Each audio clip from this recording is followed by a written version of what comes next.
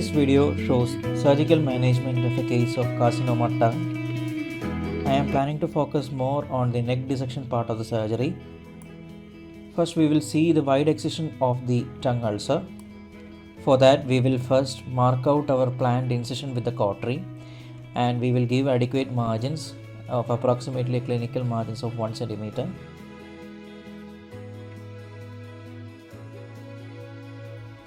We start the incision anteriorly using cautery and always make sure that adequate depth is achieved so that the deep margin will be negative.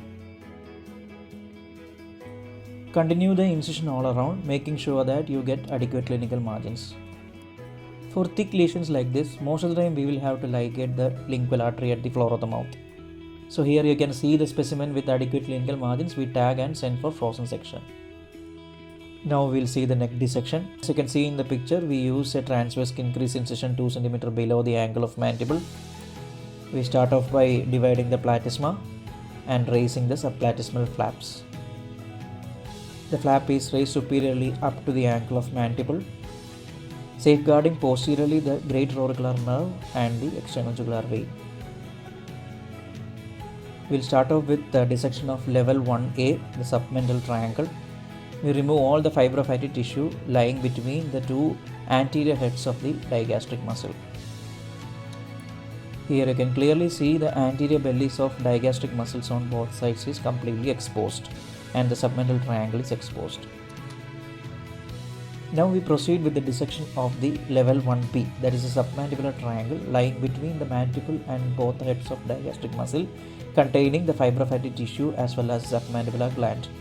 One structure to preserve here is the marginal mandibular nerve that has been safeguarded. The dissection is carried along the anterior belly of the digastric, removing the lymph nodes situated in level 1B.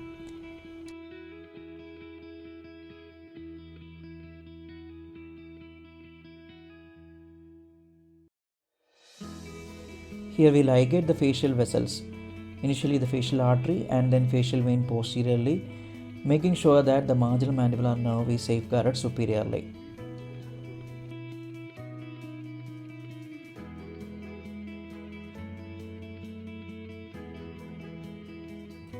Now the dissection is moved anteriorly, exposing the mylohyoid muscle, and is retracted to expose the deep part of the submandibular gland as well as the lingual nerve and the hypoglossal nerve. So here you can see the lingual nerve in the floor of mouth as well as the deep part of the submandibular gland. The submandibular gland is removed in toto by dividing the submandibular ganglion from the lingual nerve. The lingual nerve and hypoglossal nerves are preserved.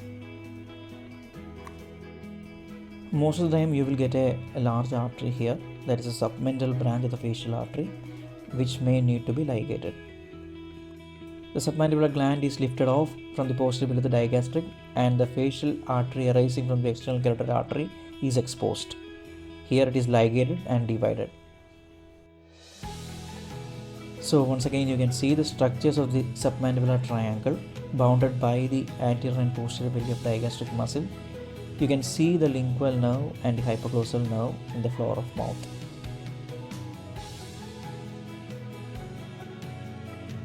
We continue with the rest of the neck dissection. We raise the subplatysmal flaps inferiorly and start the dissection of level 2 to 4 by incising the deep fascia over the anterior border of the sternocleidomastoid muscle. One important landmark muscle here is the omohyoid muscle. For supraomohyoid neck dissection, we need not go below the level of omohyoid muscle. Here we are planning to do an extended supraomohyoid neck dissection, removing the level 4 lymph nodes also. So further dissection is carried out along the sternocleidomastoid muscle. You can see the omohyoid muscle also here. And the dissection is carried out posteriorly till you see the posterior border of the sternomastoid muscle. Here you will get multiple small veins between the IJV and the sternomastoid muscle, which needs to be coagulated. Now you can see the superior belly of omohyoid. What we do is we cut open the fascia above the superior belly of omohyoid and we retract the omohyoid inferiorly to expose the level 4 group of lymph nodes. This case had a small level 3 node which was adherent to the IJV, which is removed first, and you can see the whole level 2, 3 and 4 group of lymph nodes exposed completely. So our intention is to remove all the fibrofatty tissue between the posterior border of sternomastoid and internal jugular vein. We can start inferiorly by dissecting off the nodes from the IJV as well as the posterior border of sternomastoid. The nodes can be slowly lifted off from the neovascular plane that is situated at the level of cervical nerve roots. One important structure that you should be safeguarding at this point, especially when you are doing left side, is the thoracic duct. Because this patient had a right-sided tumor, we are not that much concerned. Here you can see the phrenic nerve, which is situated within the fascia of the prevertebral muscles. So you should be careful not to open that fascia so that the nerve injury can be prevented. We can also see the inferior limit of our neck dissection, that is the transverse cervical vessels. The dissection is continued superiorly, removing the level 4 and level 3 group of lymph nodes, safeguarding IJV. You can use a vascular retractor here for retracting the IJV medially, or you can ask your assistant to give a traction with hand.